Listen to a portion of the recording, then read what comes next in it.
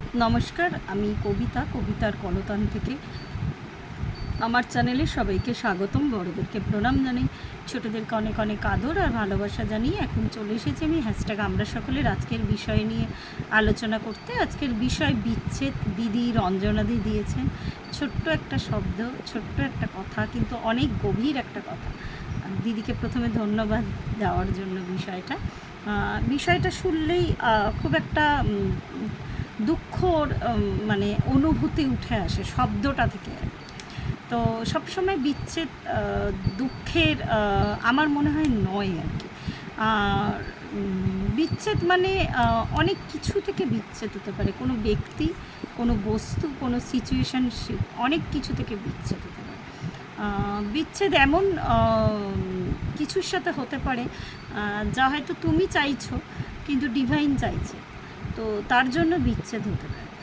আর বিচ্ছেদ হওয়া মানেই কিন্তু সব কিছু শেষ হয়ে যাওয়া নয়। একটা জার্নি এন্ড হয়ে যাওয়া মানে একটা নতুন জার্নি কিন্তু স্টার্ট হওয়া। সবসময় বিচ্ছেদ যে দুঃখের তা কিন্তু নয়। আর এই বিচ্ছেদ নিয়েই এখনকার সমাজে এত হইচই, এত উত্তাল। আমি যে ব্যাপারটাকে খুব একটা গুরুত্ব দিই তা নয়। আমার মনে হয় যার যেরম সিচুয়েশান সে সেরম কাজ করুক। আমার কাউকে জ্ঞান দেওয়া বা কাউকে মানে আর কি শেখানোর মতন, এই বিষয়ে শেখানোর মতন আমার কিছু নেই। আচ্ছা, এবার বিচ্ছেদ যদি একটা মানুষ একদম ফিজিক্যালি মানে চলে যায় আর কি লাইফ থেকে, হয়তো সে আর কোনো দিন ফিরে আসবে না। তো যেটা সত্যি সত্যি কষ্টকর, কিন্তু একটু ডিপ যদি ভাবা যায়, আমার মনে হয় সেই মানুষটার সাথে আমার এটা মনে হয় পার্সোনাল ধারণা, তোমার হয়তো সেই কার্মিক বন্ডটা এন্ড হয়ে গেছে আর কি। তো কোনো কিছুকে জোর করে টেনে রাখা, জোর করে ধরে রাখা আমার মনে হয় না যে খুব একটা ভালো কিছু। আমার এটা পার্সোনাল মতামত। আমি কোনোদিনই কোনো কিছুকে জোর করে আগলে রাখতে চাইনি। হয়তো একটা সময় অবুঝ ছিলাম বা ভাবতাম আর কি অনেক কিছু, যে ছোটোবেলার, যেমন আমাদের এই ছোটোবেলার আনন্দের দিনগুলোর সাথে আমাদের বিচ্ছেদ হয়ে গেছে। আমার এক পুরনো বন্ধু, প্রসঙ্গত বলে রাখি, মানে বলে না যার ফিরে আসার সে আসবে, মানে পুরনো, মানে এই যেমন আমি বলি যে রাখি, তারপরে সুমিতা, এই বন্ধুরা এসছে আমার লাইফে। আর আরেক বন্ধু ফিরে এসেছে, সে একদম আমার ছোটোবেলার, মানে কিভাবে বোঝাবো আমি, একদম চোখ ফুটেছে, ফুটেই যাদের সাথে বন্ধুত্ব, তো সেই বন্ধু আমার একদম। তো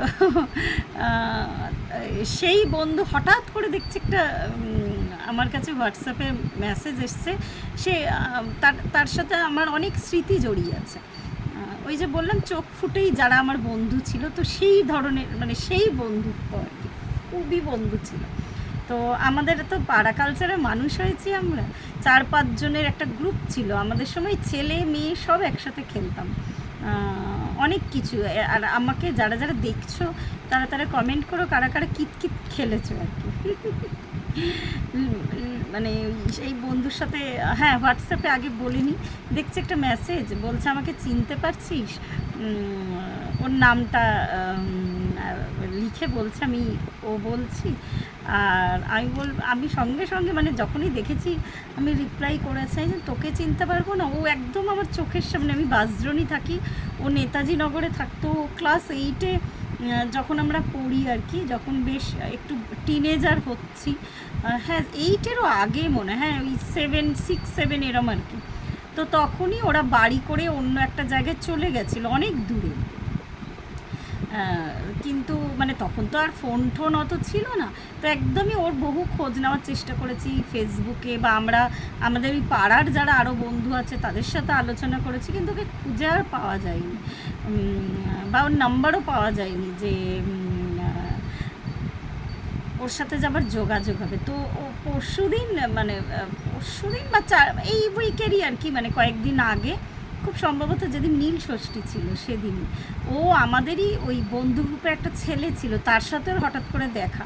তো তার থেকে নিয়ে ভায়া মিডিয়া আমার নাম্বার, আমার আরেক বন্ধুর নাম্বার জোগাড় করেছে।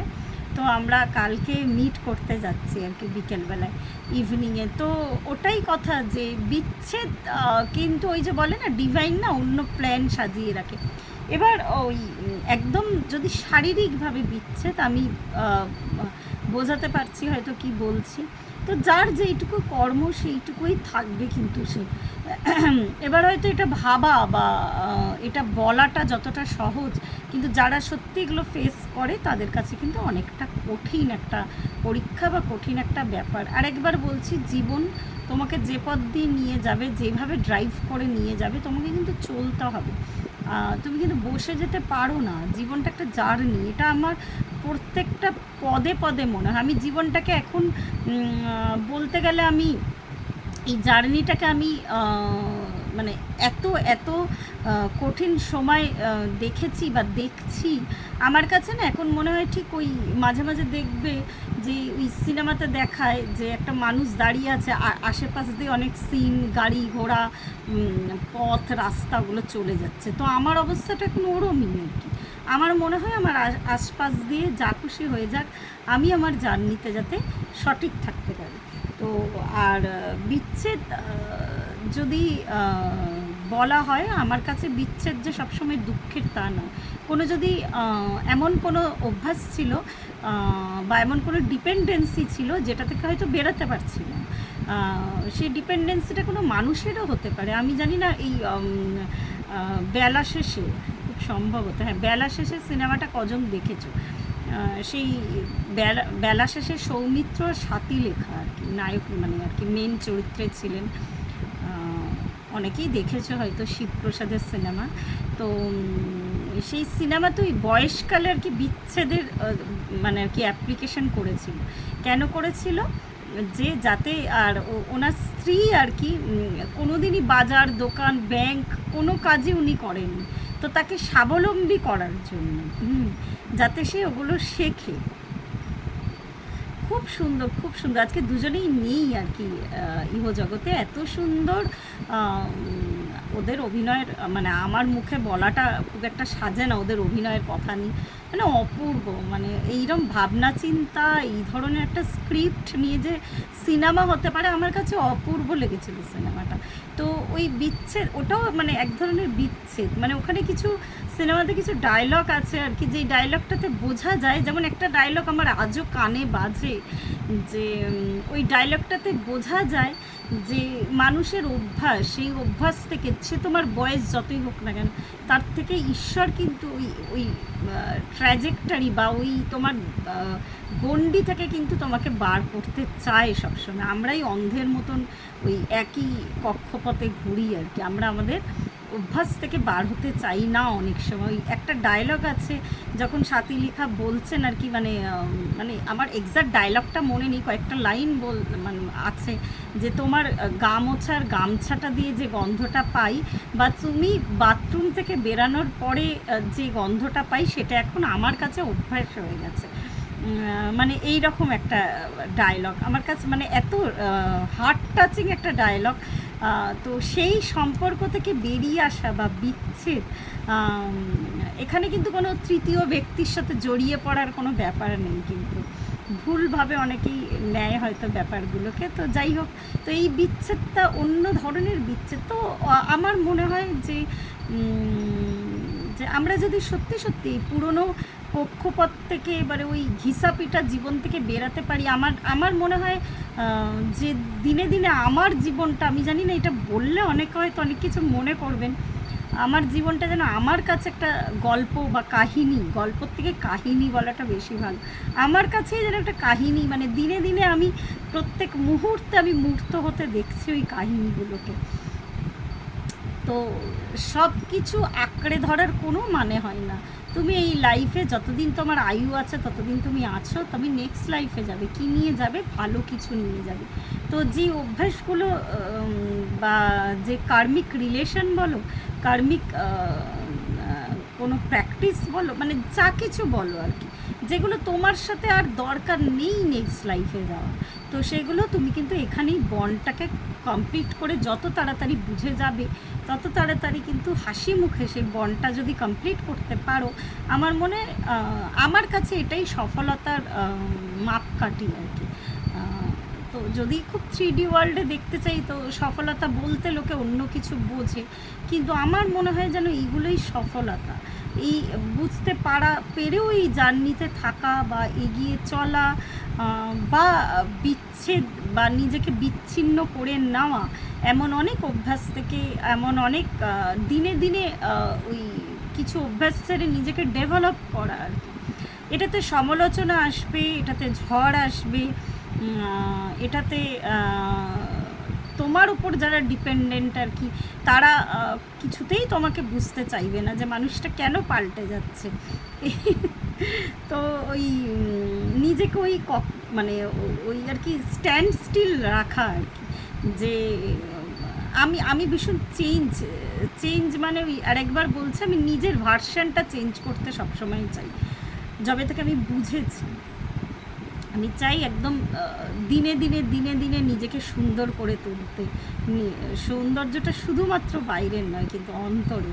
তো যেদিন মানে এই আমার নিজেকে সাজানোটা কমপ্লিট হবে, তখন মনে হয় আমার কাজটা হয়তো এই লাইফের কাজটা কমপ্লিট হয়ে যাবে। তো যতদিন না সেটা হচ্ছে ততদিন কিন্তু আমি নিজেকে সাজাবো। তো সুতরাং বিচ্ছেদও একটা মানে পার্ট অফ লাইফ আর কি।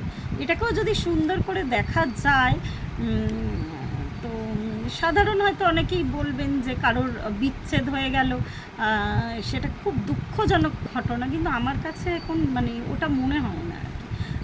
ওই কী বলবো, যে অনেক কোনো মানে বালি বা জল সেটা কখনোই হাতের মুঠোয় ধরে রাখা যায় না। সময় বা ঘটনা বা ব্যক্তি কখনোই ওইভাবে, আর যাকে তুমি হাতের মুঠোয় জোর করে ধরতে চাইবে সে কিন্তু আরও বেরিয়ে যাবে হাত থেকে। তো ইভেন সন্তানও একটা সময়, সন্তানকেও স্পেস দিতে হবেই। যেমন তোমার নিজেরও স্পেসের প্রয়োজন, সন্তানেরও প্রয়োজন। সন্তানকেও তার নিজের জায়গাটা কিন্তু ছেড়ে দিতে হবে। তো সন্তানও বুঝতে পারবে যে তার নেক্সট মানে আর কি নিজের স্টেপটা, সে স্বাবলম্বী হয়ে নিজে তার কি করা দরকার, সে নিজের লাইফটা নিজের হাতে তৈরি করবে। প্রত্যেককে এই স্পেসটা আমার মনে হয় দেওয়া উচিত আর কি।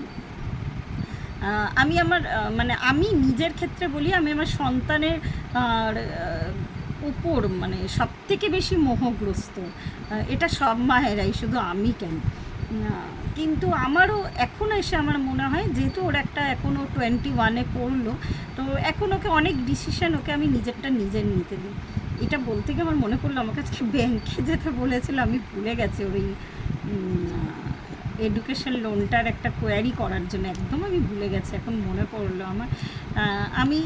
আমার মানে মা হিসাবে আমি ওকে যতটা পারবো আমার নিজের দায়িত্ব কর্তব্য করব, কিন্তু তা বলে ওকে আমি ওইভাবে মুঠোয় ধরে রাখবো না।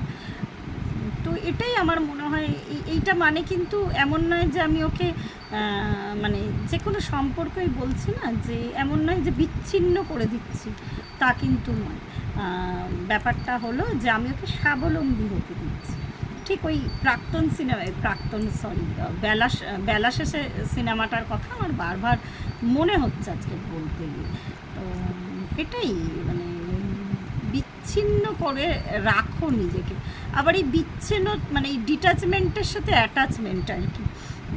তো এটাই মানে জীবনকে এমন নয় যে শুধু কতগুলো ব্যক্তিগত মানুষের জন্য আমার জীবনটা, আমার স্বামী, সন্তান, আমার বাবা মা, আমার পরিবার,